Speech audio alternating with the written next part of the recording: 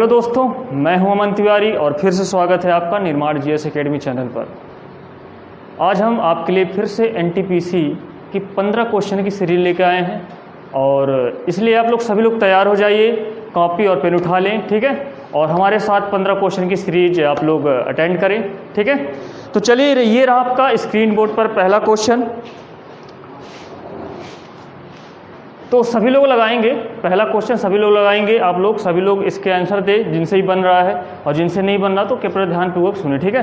Question ये कह रहा है कि x की लंबाई 5 फीट है और उसने ध्यान दिया कि उसकी परछाई की लंबाई 3 फीट है, ठीक है। बहुत बढ़िया क्वेश्चन है, ये आया हुआ एनटीपीसी क्वेश्चन। हम वही क्वेश्चन लेके आ रहे हैं जो आपके प्रीवियस ईयर जो पेपर हुआ था एनटीपीसी का, उस पर आए हुए क्वेश्चन है, ठीक है, और जो इम्पॉर्टेंट भी है। तो आपका x की लंबाई 5 फीट है और उसने ध्यान दिया कि उसकी परछाई की लंबाई 3 फीट है। उसके बाद उसने नामक स्कूल की इमारत की परछाई की लंबाई 30 फीट बनती है, तो स्कूल की इमारत की लंबाई ज्ञात कीजिए। मतलब इसका कहने का मतलब ये है, कोई व्यक्ति है जिसकी लंबाई 5 फीट है तो उसकी परछाई 3 फीट बनती है, ठीक है। एक स्कूल की इमारत है और उस इमारत की जो परछाई की लंबाई है 30 फीट बनती है, तो उस स्कूल की इमारत की लंबाई क्या होगी। सिंपल है, देखिए, यदि कोई व्यक्ति 5 फीट का है, ध्यान दीजिएगा, कोई व्यक्ति अगर 5 फीट का है तो उसकी जो शेडेड बन रही, परछाई बन रही, जो उसकी परछाई है वो कितनी फीट की बन रही है, 3 फीट की बन रही है। ध्यान दीजिएगा, यदि कोई व्यक्ति 5 फीट का है तो उसकी जो शेडेड है, परछाई है, 3 फीट की बन रही है। तो कोई भी यदि आपकी कोई इमारत है, उस इमारत की यदि परछाई दी है 30 फीट, ठीक है, यदि उस इमारत की परछाई कितनी दी है दोस्तों, 30 फीट परछाई दी है, तो उसकी लंबाई क्या होगी। तो यहाँ पर देखिए, देखिए 3 फीट थी, यहाँ परछाई 30 फीट, कितने मल्टीप्लाई हुआ, 10 का मल्टीप्लाई हुआ, तो यहाँ भी 10 का मल्टीप्लाई होगा, तो आपका आ जाएगा 50, ठीक है। तो 50 फीट होगी आपकी किसकी, इमारत की लंबाई, ठीक है। बहुत ही बढ़िया क्वेश्चन था, ठीक है, सिंपल था कि यदि आपका 5 फीट था तो परछाई 3 फीट बनती है। तो यदि आपकी कोई इमारत थी जो 30 फीट की थी तो मतलब 10 3 जा 30, तो यहाँ पास भी 10 का मल्टीप्लाई होगा, 50 फीट की आपकी इमारत की लंबाई होगी, ठीक है। जिसका भी आंसर 50 फीट आया है, इसमें जो ऑप्शन है आपका फर्स्ट ऑप्शन है, ठीक है, जिसका ही 50 फीट आया बिल्कुल सही। चलिए नेक्स्ट क्वेश्चन की ओर बढ़ते हैं अपन, सभी लोग आएंगे नेक्स्ट क्वेश्चन।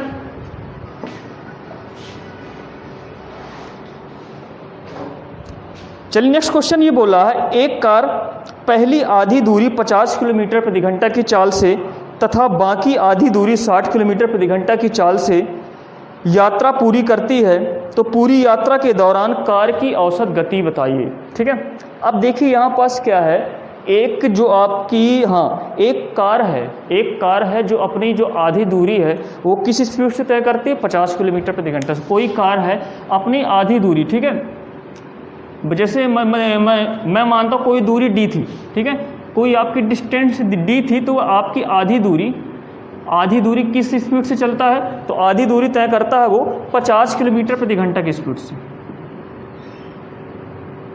आधी दूरी 50 किलोमीटर प्रति घंटा के हिसाब से तय करता है, और फिर आधी दूरी किस हिसाब से तय करता है, फिर आपकी आधी दूरी तय करता है 60 किलोमीटर प्रति घंटा के हिसाब से। अब ये बताना है, यदि वो पूरी दूरी तय करता तो उसकी एक औसत गति क्या आ रही, एवरेज आपकी स्पीड निकालना है, एवरेज स्पीड निकालना है। तो कभी भी आपके ऐसे क्वेश्चंस आए जिसमें आपकी दूरी बराबर हो, तो आपको एवरेज निकालने के लिए बोले, यहाँ पे दो दूरी बराबर है ना, तो एवरेज आपकी स्पीड निकालने के लिए बोले और 2 स्पीड दिए रहे, तो आपका एक फार्मूला लगता है 2xy upon x plus Y. इस फार्मूले से आप इसके एवरेज स्पीड निकाल सकते हैं। तो आपका कितना आएगा, 2 × 50 × 60 अपॉन, ये आपका आ जाएगा 50 + 60 मतलब 110 आ जाएगा। तो एक 0 से 0 काट देंगे, तो इसको भी जो भी मल्टीप्लाई कराएंगे आपका मतलब कितना है, ये बना आपका 300 दूनी 600/11 आया। मतलब देखा जाए तो 600/11 आया, तो लगभग 50% से ऊपर आ रहा है, ठीक है। क्योंकि यदि ये 1100 होता तो इसका आधा कितना होता, 550 होता, तो 550 से ऊपर मतलब 50% के ऊपर वैल्यू आएगी। आप भाग के दे के बजा लेंगे तो 50% के ऊपर आ रही है। तो यहाँ पास 50% के ऊपर कौन सा ऑप्शन है, ए नंबर ऑप्शन, बाकी 50% के नीचे है, ठीक है। तो ए नंबर आपका ऑप्शन हो जाएगा, ठीक है। यहाँ देखिए यहाँ पर 54.5454 आपका आंसर ए नंबर ऑप्शन होगा, ठीक है। आप भाग करके भी देख लेंगे तो यही आएगा, ठीक है। चलिए नेक्स्ट क्वेश्चन है। तो कभी ध्यान दीजिएगा, यदि आपकी डिस्टेंस बराबर हो, 2 स्पीड दी हो और आपको एवरेज स्पीड निकालने के लिए बोले तो आप ये तरीके से 2xy upon x plus Y से आप इसको निकाल सकते हैं। चलिए सभी का आंसर आया ए, ठीक है। जिसका भी आया बहुत बढ़िया। नेक्स्ट क्वेश्चन की ओर बढ़ते हैं अपन, सभी लोग आएंगे। नेक्स्ट क्वेश्चन क्या कह रहा है? नेक्स्ट क्वेश्चन है 18 + 2 × 3.3, ठीक है, डिवाइड फिर 0.003 की आपको क्या करना, सिंप्लीफाई करना, क्या आएगा इसका आंसर, ठीक है। ये तो सिंपल है, सभी लोग लगाएंगे इसको। 18 प्लस है 18 + 2 × 3.3 डिवाइड बाय 0.003। हाँ, अब इसमें कितना आंसर आएगा? अब इसमें आंसर कितना आएगा तो ये बताइए। यदि मैं इसको मल्टीप्लाई कराता तो बन जाता क्या ये 6.6। अब देखो, अब इतने छोटे से सिंपल सवाल को करने के लिए आपको पेन कॉपी उठाने की जरूरत नहीं है, ठीक है। तुरंत आपको माइंड में आना चाहिए। बन गया 6.6, ये आपका बन गया, क्या बना, ये बना आपका 18×6 24.6, ठीक है। 18×6 24.6, ये डिविजिबल है आपका 0.003। आपको पता है एक पॉइंट गया तो एक पॉइंट करके यहाँ आ जाएगा, ठीक है। ऐसे भी कर सकते हैं। तो यदि आप ज़्यादा दिक्कत आ रही है तो आप इसको हटाइए, मैं बता ही देता हूँ। जैसे आपका आया 0.003, ठीक है। अब दशमलव हटाया तो ऊपर आपको कितने जीरो पहुँच जाएंगे, 3 जीरो। यहाँ दशमलव हटा तो कितने जीरो आएंगे, 1 जीरो। तो यहाँ से वैल्यू, ये चीज़ आपको बताना चाह रहा था, ठीक है। अब यहाँ से 3 को काट दिए, आप कितना आ जाएगा, 3 × 8 = 24, 3 दूनी 6, तो मतलब आपका आ जाएगा 8200, ठीक है। मैं आपको क्या बताना चाह रहा था, जैसे आपका ये था तो मुझे पता है यहाँ से कितना आ रहा है, 24.6 आ रहा था। तो यहाँ 3 है तो एक पॉइंट खसक जाएगा तो यहाँ पास आएगा, ठीक है। तो मतलब ये 100 जाके ऊपर मल्टीप्लाई होगा, 3 से डिवाइड करते तो आपको 8200 आता था, ठीक है। मतलब जो आपका आंसर इसमें ए नंबर है। बहुत बढ़िया, सब में ए आ रहा है, लेकिन ऐसा ये नहीं कि आप ए ही टिक मार दे, तुक्का आपको करना है, ठीक है। तो 8200 आपका आंसर, सभी ने लगाया, बहुत बढ़िया, ठीक है। चलिए नेक्स्ट क्वेश्चन की ओर बढ़ते हैं अपन। हाँ, आपका नेक्स्ट क्वेश्चन है, ए अकेला एक काम, कोई टाइम एंड वर्क का है, ठीक है। इसमें आपके सीरीज में सभी टॉपिक से आपको क्वेश्चन मिलेंगे, ठीक है। तो इस प्रकार से आपकी टॉपिक का रिवाइज भी हो जाएगा। तो चलिए आपका next question 4th number, time and work से सभी लोग लगाएंगे। ए अकेला एक काम को 15 दिनों में कर सकता है और बी उस काम को 18 दिनों में कर सकता है। यदि दोनों एक साथ काम करते हैं तो वे उसी काम को पूरा करने के लिए कितना समय लेंगे, ये फाइंड करना है आपको। तो फिर से देखो क्या है, ए किसी काम को 15 दिन में करता है, बी इसी काम को कितने दिन में करता है, 18 दिन में करता है, ठीक है। ए 15 दिन में करता है, बी 18 दिन में करता है। तो देखो ये क्या है कि इन दोनों मिलकर कितने दिनों में काम करेंगे। तो देखो मैंने बताया था, यदि ये डे है, तो इनकी जो कैपेसिटी आएगी, क्षमता, इसका अपोजिट हो जाती है, हमेशा ध्यान रखें, अपोजिट हो जाती है। 18/15 आ गई, मतलब इसको काट लेंगे तो 3 × 18, 3 × 5 = 15। ये आपका मतलब ये एक दिन में 6 यूनिट करता है, एक दिन में 5 यूनिट करता है। तो बताइए टोटल काम कितना निकलेगा। यहाँ से मल्टीप्लाई करो, 15 × 6 = 90 यूनिट, या यहाँ से निकाल दो 18 × 5 = 90 यूनिट। तो टोटल वर्क कितना आया, 90 यूनिट आया। टोटल वर्क कितना है, 90 यूनिट आया। तो यहाँ से फाइंड करना कि दोनों लोग मिल जाए तो कितने दिन करेंगे। तो दोनों लोग मिलेंगे तो 6 × 5 = 11, एक दिन में 11 यूनिट करेंगे तो टोटल वर्क 90 यूनिट। तो कितना समय लगेगा, 90/11 डेज लगेगा। ये आपका आंसर, ठीक है। तो जो आंसर है आपका इसमें, हाँ, डी नंबर ऑप्शन है, ठीक है। जिसका भी 90/11 आया है, 90/11, वो आप कर सकते हैं, ठीक है। तो सिंपल सा है, टाइम एंड वर्क का है, सिंपल सा क्वेश्चन। चलिए सभी का आया होगा लगभग, ठीक है। चलिए नेक्स्ट क्वेश्चन की ओर बढ़ते हैं। सभी को समझ में आ रहा है, बिल्कुल। हाँ, नेक्स्ट क्वेश्चन है आपका 5th नंबर। क्वेश्चन ये बोला, कितने समय में एक धनराशि स्वयं की दुगनी हो जाएगी यदि वह साधारण ब्याज की 9.09% वार्षिक दर पर निवेश की गई है, ठीक है। अब यहाँ पास 9.09, ये सिंपल इंटरेस्ट का क्वेश्चन है। और सिंपल इंटरेस्ट में क्या है, अब जब भी कोई राशि दुगनी हो जाए, स्वयं की दुगनी हो जाए, स्वयं की तिगुनी हो जाए, स्वयं की 4 गुनी हो जाए, तो कैसे इन क्वेश्चनों को करना है ये देखिएगा, ठीक है। तो यहाँ देखिएगा यहाँ पर जो दिया है साधारण ब्याज में 9.09 का मतलब क्या होता है, 9.09 मैंने बताया था, ये फ्रैक्शन याद कर लीजिए। 9.09% का मतलब होता है 1/11। 9.09% का मतलब होता है 1/11। तो मतलब ये कह रहा है यदि आपका प्रिंसिपल मतलब मूलधन, यदि आपका प्रिंसिपल मतलब मूलधन 11 होता तो ब्याज आपकी 1 साल की कितनी बनती, आपकी ब्याज 1 साल की कितनी बनती, 1 यूनिट बनती। 1 साल की ब्याज कितनी बनती, 1 यूनिट बनती। ध्यान समझिएगा, 1 साल की ब्याज कितनी बनती, 1 यूनिट बनती। मतलब आपको 1 साल में 1 यूनिट ब्याज मिल रही है। अब बोल रहा है जो आपकी राशि है दुगनी हो जाए, राशि दुगनी हो जाए मतलब आपका मूलधन कितना हो जाए, मतलब मूलधन आपका हो जाए 11 मतलब दुगनी हो जाए, मतलब 22 हो जाए। आपका मूलधन बढ़ के कितना हो जाए, 22 हो जाए। मतलब ये जो आपका मिक्सचर है, मिश्र धन बोला है, जो मिश्र धन आपका आया है, ठीक है, अमाउंट वो है मूलधन का कितना हो जाए, 2 टाइम्स हो जाए, दुगना हो जाए। तो यहाँ पर ध्यान देने वाली बात है, ये जब आपका मूलधन 11 था, आज 22 है, तो इसमें कितनी ब्याज जुड़ गई, इसमें ब्याज कितनी जुड़ गई, इसमें ब्याज जुड़ी आपकी 11 यूनिट। कितनी ब्याज जुड़ी, 11 यूनिट। तो ये बताइए यदि 1 यूनिट में 1 यूनिट ब्याज 1 साल में बन रही है तो 11 यूनिट ब्याज कितने साल में बनेगी, तो 11 यूनिट ब्याज बनेगी 11 साल में, मतलब 11 ईयर्स आपका आंसर। ठीक है, ठीक है, ऐसे कर सकते हैं बहुत सारे तरीके इसको करने के। यदि आपका तिगुना बोलते तो क्या होता, 11 ताएँ 33। तिगुना बोलते तो क्या होता, 11 ताएँ 33 मतलब 2 गुने, मतलब देखा जाए तो 22 साल लगते। यदि 11 चौक 44 बोलता तो आपका 44 में 11 की कितनी ब्याज लगती है, आपकी 33 ब्याज लगती है, तो 33 वर्ष लगते। ऐसे आप इसको कर सकते हैं। ठीक है, आपको फ्रैक्शन वैल्यू जरूर याद रखने के लिए बहुत इंपॉर्टेंट है, याद कर लीजिए आप। 9.09% का मतलब होता है 1/11। ठीक है, हाँ, नेक्स्ट क्वेश्चन है आपका इसी के साथ, जिसका भी आया है 11 वर्ष, जिसका भी आया बहुत बढ़िया। ठीक है, नेक्स्ट क्वेश्चन 6 नंबर देखेंगे अपन। बोला है 120 वस्तुओं का क्रय मूल्य 80 वस्तुओं के विक्रय मूल्य के बराबर हो तो लाभ प्रतिशत ज्ञात कीजिए। तुरंत आपके माइंड में आना चाहिए। मैंने ये क्वेश्चन आपके वीडियो में बताया था कि 120 वस्तुओं का क्रय मूल्य 80 वस्तुओं के विक्रय मूल्य के बराबर है, तो मतलब ऐसी कंडीशन दी तो दोनों को अपोजिट कर देना है। दोनों को अपोजिट कर देना है मतलब क्रय मूल्य और विक्रय मूल्य, मतलब सेलिंग प्राइस और कॉस्ट प्राइस। मतलब जो आपकी कॉस्ट प्राइस की बात करता है उसको सेलिंग प्राइस बना लेना है। जैसे यहाँ पर 120 वस्तुओं का क्रय मूल्य है तो विक्रय मूल्य हो जाएगा 120।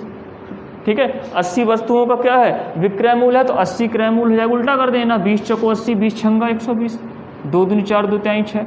मतलब जो आपका कॉस्ट प्राइस 2 था, कॉस्ट प्राइस कितना था, 2 था, तो सेलिंग प्राइस कितनी हो गई, 3 हो गई। मतलब प्रॉफिट कितने का हुआ, प्रॉफिट आपका 1 का हुआ। जब आपका लाभ 1 यूनिट हुआ तो बताइए 2 का 1 यूनिट मतलब आधा लाभ हो रहा, मतलब कितना आंसर आएगा, प्रॉफिट 50% होगा। ठीक है, 50% प्रॉफिट है इसका।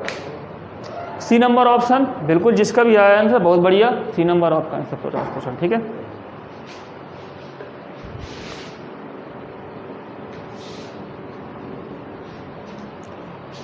आप लोग को इस बार एनटीपीसी क्वालिफाई करना है कि नहीं करना है, करना है ना, तो वीडियो पर लास्ट तक बने रहें। ठीक है, और साथ में लगाएं, आंसर भी दें। ऐसे नहीं कि आप लोग कोई आंसर दे रहा कोई नहीं दे रहा, तो साथ में आंसर देते जाएं। ठीक है, क्योंकि एनटीपीसी की तैयारी करिए सभी लोग मन से। ऐसा नहीं काम चलेगा कि कोई आंसर दे रहा कोई नहीं दे रहा, कोई चला या भाग जा रहा है। ठीक है, थोड़ा सा आया, अटेंडेंस लगाया, फिर चले गए, ऐसे नहीं चलेगा काम। ठीक है, तो इस वीडियो को लास्ट तक बनिए, देखिए, तब तो आपसे मैथ बनेगी। ठीक है, चलिए नेक्स्ट क्वेश्चन आपका स्क्रीन पर यही रहा, सभी लोग लगाएंगे। हाँ, इसमें आपका एलसीएम ज्ञात करना है। ठीक है, 25/7, 15/28, 20/21 का एलसीएम फाइंड करना है। सभी लोग लगाएंगे एलसीएम इसका।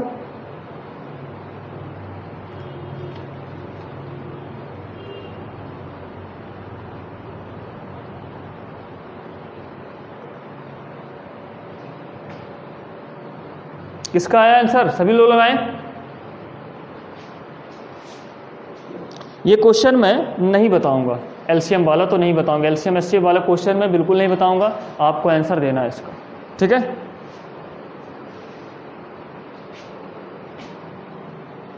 ठीक है, कमेंट बॉक्स में इसका आंसर दें सभी कोई। चलिए मैं ही कर देता हूं, जो दिया है सब लोग मिलाएं क्या आंसर आ रहा है। 25/7 ठीक है, 15/28 और 20/21 इनका निकालना है एलसीएम। अब कभी भी आपका फ्रैक्शन में एलसीएम बोले, यदि फ्रैक्शन में एलसीएम बोले तो एलसीएम बोले तो ऊपर वाले का एलसीएम निकालेंगे और नीचे वाली संख्याओं का एचसीएफ निकालेंगे। ये होता है एलसीएम, ये कहलाता है एलसीएम। एलसीएम निकालने को बोले तो ऊपर वाली संख्याओं का एलसीएम निकालेंगे, नीचे वाली संख्याओं का एचसीएफ निकालेंगे। यदि आपसे एचसीएफ निकालने को बोलता, यदि आप फ्रैक्शन में एचसीएफ निकालने को बोलता तो ऊपर वाली संख्याओं का एचसीएफ निकालता और नीचे वाली संख्याओं का एलसीएम निकालता। लेकिन यहाँ एलसीएम की बात किया है तो हमको 25, 15 और 20 का एलसीएम निकालना है। तो एलसीएम निकालने के लिए क्या करेंगे, एलसीएम निकालना है तो मैं देखो इसमें जो तीनों वैल्यू कट जाए उनको देखो किससे कट रहा है, 5 से कट रहा है। तो 5 25, 5 3 15, 5 और 20, मैंने 5 यहाँ रख दिया। ठीक है, अब किससे कट रहा है, अब तो किसी से नहीं कट रहा है तो तीनों गुणा करा देंगे, 5 3 15 चौको 60, तो यहाँ से मल्टीप्लाई कराएंगे, 60 पंचे 300 आया। ठीक है, अब एचसीएफ कैसे निकाला जाता है, एचसीएफ ऐसे निकाला जाता है जो तीनों में कॉमन हो वो एचसीएफ होता है। तो यहाँ तीनों में क्या दिख रहा है, 7 दिख रहा है, 7 7 चौक 28, 7 3 21 और उसके अलावा कोई कॉमन नहीं दिख रहा है तो आपका एचसीएफ क्या आएगा, 7 आ जाएगा। तो ये आपका एलसीएम 350। ठीक है, 7 दिख रहा है ना, 7 इसमें भी है, 7 चौक 28, 7 3 21, इसके अलावा कोई कॉमन दिख रहा है, कोई कॉमन नहीं दिख रहा है, वही आंसर होगा। एलसीएम में क्या होता है, जो आपका कॉमन दिखता है उसको एक बार रखते हैं और जो नहीं अब नहीं आ रहा कॉमन तो उसको फिर मल्टीप्लाई करा देते। जैसे मैंने यहाँ 5 को काटा तो सब में 5 कट गया, अब क्या बचा 5 3 4, कोई किसी में कॉमन नहीं दिख रहा तो सबका मल्टीप्लाई कराया, 300 आपका एलसीएम और बट्टे में 7 में आपका एचसीएफ आया। ठीक है, जो इसका आंसर है ए नंबर, फर्स्ट नंबर आपका आंसर होगा। ठीक है, सभी लोग लगाए, जिसका भी आंसर ए आया बिल्कुल सही।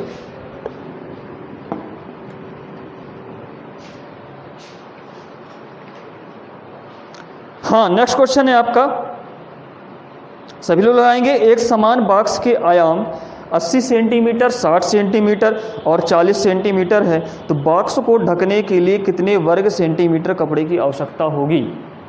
आयाम मतलब देखा जाए यहाँ पर 3 डायमेंशन दिए, 3 भुजाएं दी हैं, 3 डायमेंशन दी हैं। ठीक है, एक बॉक्स के जैसा, बॉक्स के जैसा है मतलब अगर देखा 3 डायमेंशन दिए तो पक्का कैसा रहा होगा, ये आपने पढ़ा होगा घनाभ, क्यूबॉइड। ठीक है, तो घनाभ जैसा, कैसा घनाभ, जैसे हम माचिस की डिब्बी देखते हैं वैसा है। ठीक है, वो घनाभ की 3 डायमेंशन दी है मतलब 80 60 और 40 दी है। तो इसको कपड़ा ढकने के लिए कितने की आवश्यकता होगी, कपड़ा।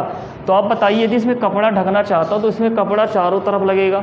यदि इसमें कपड़ा चारों तरफ लगेगा तो इसमें कौन सा फार्मूला लगेगा, तो घनाभ का लगेगा, घनाभ का लगेगा संपूर्ण पृष्ठीय क्षेत्रफल, घनाभ का संपूर्ण पृष्ठीय क्षेत्रफल लगेगा। तो संपूर्ण पृष्ठीय क्षेत्रफल लगेगा, इसमें क्या लगेगा दोस्तों, संपूर्ण पृष्ठीय क्षेत्रफल, टोटल सरफेस एरिया। तो इसका फार्मूला होता है 2LB + BH, ये फार्मूला होता है। इस फार्मूले से लगाएंगे आंसर पाएंगे। ठीक है, तो 80 60 और 40, इसमें किसी कोई मान लीजिए, कोई मान लीजिए 80 है लंबाई, बी आपका चौड़ाई आपका 60 है और हाइट कितनी है आपकी 40। अब देखिए यहाँ पर अगर देखा जाए तो मैं यहाँ से सबसे मल्टीप्लाई कराऊंगा तो आपको पता है कि 0 80 गुणे यहाँ करूँ क्या 60, तो यहाँ 2 0 कॉमन दिख रहे तो पक्का 100 दोनों से, यहाँ भी 2 0 दिखेंगे, यहाँ 2 0 दिखेंगे, यहाँ तो सब में 100 कॉमन आ जाएगा। अब इसके पास क्या बचा, इसके पास बचा 8 छंग 48, इसके पास क्या बचा 6 चौको 24, इसके पास क्या बचा 8 चौको 32। ठीक है, तो ये बन गया 48 2 50 30 80 और 80 20 100 104 हुआ। तो 200 गुणे 104 बराबर आपका आ जाएगा 4 दूनी 8 20, तो मतलब 20 800 आपका आंसर। ठीक है, हाँ, बी नंबर ऑप्शन होगा, 20 800 सेंटीमीटर स्क्वायर आपका क्या आएगा, इतना स्क्वायर मीटर आपका कपड़ा लगेगा इस बॉक्स को ढकने के लिए। ठीक है, चारों तरफ से कपड़ा लगाया जाएगा, मतलब चारों तरफ का सरफेस एरिया ये फाइंड करना, तो आपका ये फार्मूला लग जाएगा, इस हिसाब से आंसर निकाल लेंगे। ठीक है, और एक चीज़ आपकी बता दे रहा हूँ, जल्दी आपकी मेंस्ट्रुएशन की क्लास चालू होने वाली, आपकी मेंस्ट्रुएशन की सीरीज चालू होगी जिसमें आपका पूरा मेंस्ट्रुएशन कंप्लीट कराया जाएगा। ठीक है, तो जल्दी आपका आएगा तो उस बैच को भी आप लोग को लेना है कंप्लीट। ठीक है, कंटिन्यू। चलिए नेक्स्ट क्वेश्चन अपन स्क्रीन बोर्ड पर देखते हैं, जिसका भी आंसर आया बहुत बढ़िया। नेक्स्ट क्वेश्चन देखते जाएंगे। आपका नेक्स्ट क्वेश्चन बोल रहा है ए और बी की आय का अनुपात 3:2 है, ठीक है, और उसकी व्यय क्रमशः 14,000 और 10,000 के अनुपात में है, तो ए की बचत 4,000 है, तो बी की बचत ज्ञात कीजिए। यहाँ पर पूरा क्वेश्चन लिखने की जरूरत नहीं है। अब बोल रहा है ए और बी की जो इनकम है उसका रेशियो दिया है 3:2। ये किसका रेशियो दिया है? ये आपका दिया है इनकम का रेशियो दिया है, इनकम का रेशियो दिया है। ये बोल रहा है इसमें जो इनका जो खर्चा है 14,000 और 10,000 है, इसका खर्चा, ये खर्चा है, ठीक है, एक्सपेंस, ये 14,000 है और इसका 10,000 है। अब बोल रहा है इनका खर्चा, और ए का जो बचत है आपका दिया है, ए की बचत दिया है 4,000, इसकी बचत कितनी दी है दोस्तों? 4,000। तो हमको बी की बचत निकालना है। तो ये बताइए बचत और खर्चा मिलके आपका इनकम बन जाएगा, कितना आएगा? 14 4 18,000 आएगा। तो 18,000 आएगा। तो बताइए 18,000 आया, तो 18,000 किसकी वैल्यू होगी? 3 यूनिट की वैल्यू 18,000 होगी। तो 1 यूनिट की वैल्यू कितनी आएगी? 6,000 आएगी। 1 यूनिट की वैल्यू कितनी आएगी? 6,000। तो 2 यूनिट की वैल्यू कितनी होगी? 2 यूनिट की वैल्यू होगी 12,000। तो बताइए 12,000 इनकम थी, खर्चा 10,000 था, तो बचत कितनी होगी? ये तो बहुत ही स्पीड से लगा सकते हैं, लिखने की जरूरत नहीं, तो मैंने बता दिया। तो बचत आपकी कितनी आएगी? 2,000 रुपीज़ आएगी, ठीक है, 2,000। तो आपका जो ऑप्शन है इसमें बी नंबर ऑप्शन बिल्कुल सही है, ठीक है, जिसका भी 2,000 आया है, बहुत बढ़िया। चलिए नेक्स्ट क्वेश्चन, आपका 10वां नंबर क्वेश्चन आपके स्क्रीन बोर्ड पर ये रहा, सभी लोग लगाएंगे इसको।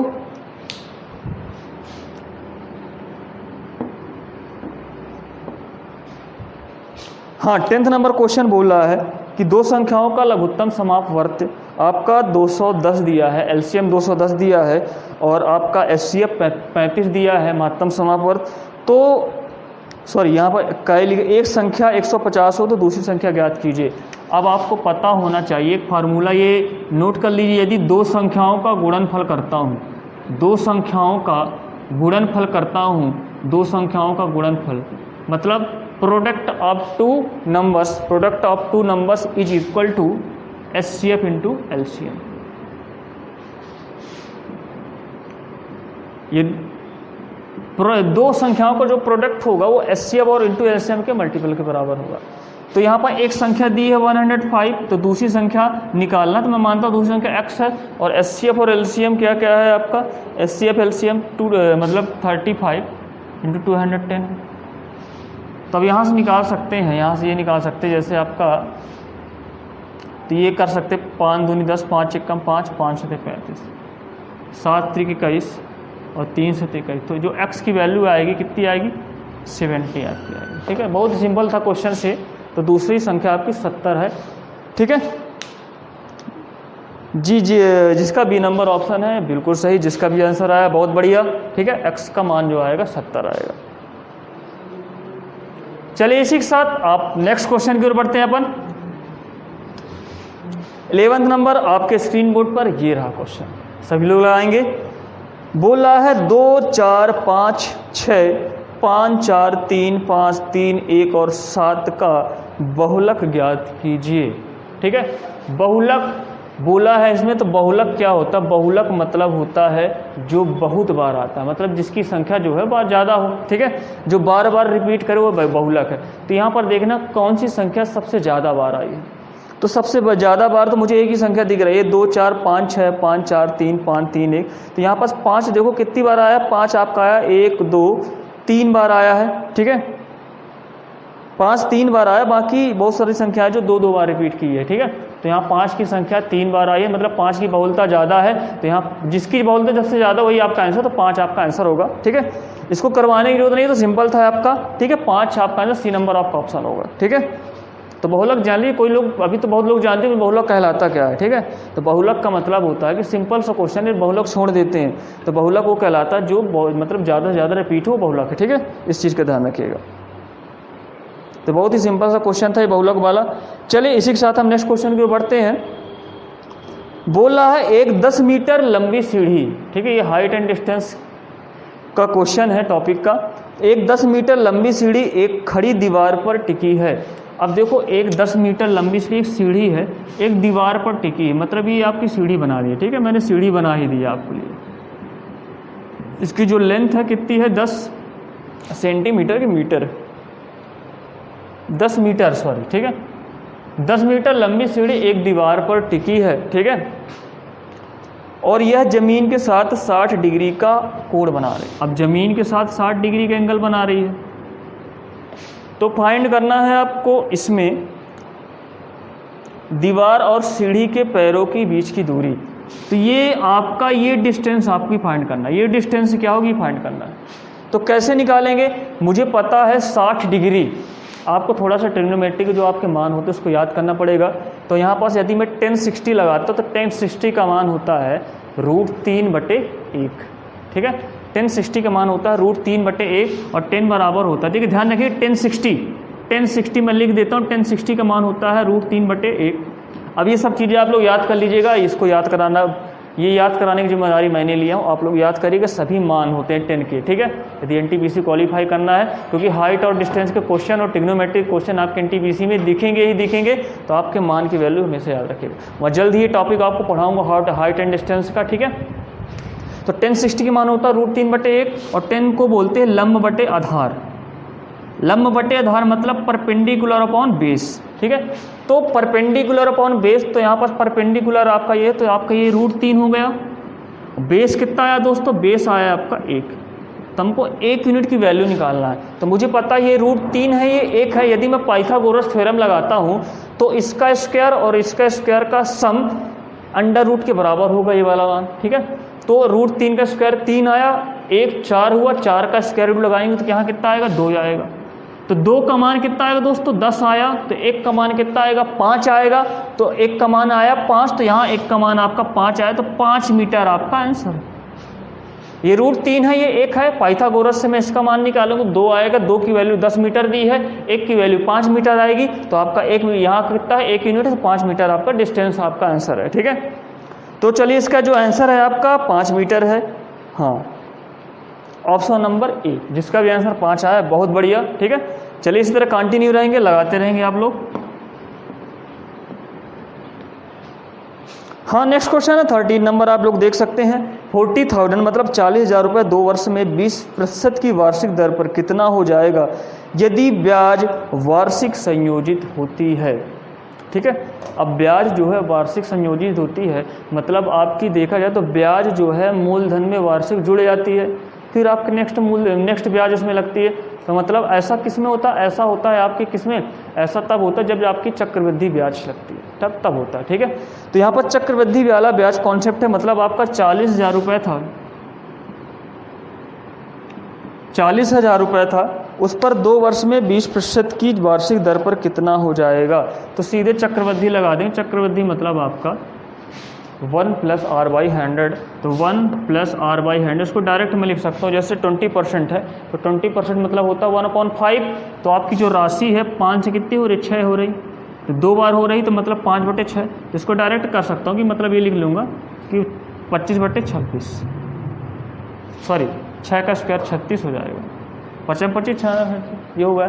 तो यहाँ से आप काट लेंगे तो आपका माना देखो 25 अट्ठे होता 200, तो 25 16 बार कितना होगा 400, ये 2 जीरो तो आपके लगेंगे, तो मल्टीप्लाई करा देंगे आपके 16 × 96 की 6 यहाँ से लाइन ना हो, 16 दूनी 32, 16 × 48 और 9 आपका कितना हो जाएगा 57, तो 57,600 आपका आंसर होगा, ठीक है। तो सी नंबर है आपका आंसर इसका, सी, ठीक है, सी नंबर आपका आंसर होगा ये आपका, ठीक है। तो इसमें जो आपका कभी भी चक्रवृद्धि ब्याज ये कहता है कि आपके जब भी ब्याज ऐड होगी वो मूलधन के साथ ऐड हो जाएगी, फिर उसमें ब्याज लगना चालू हो जाएगा, लेकिन आपके साधारण ब्याज में ऐसा नहीं होता है, ठीक है। चलिए इसके बाद नेक्स्ट क्वेश्चन आपका स्क्रीन बोर्ड पर ये रहा, सभी लोग लगाएंगे। 14 नंबर क्वेश्चन है, एक ट्रेन 10 सेकंड में एक स्थिर वस्तु को पार करती, बहुत ही सिंपल क्वेश्चन है। यदि ट्रेन की चाल 25 मीटर प्रति सेकंड है तो ट्रेन की लंबाई बताइए।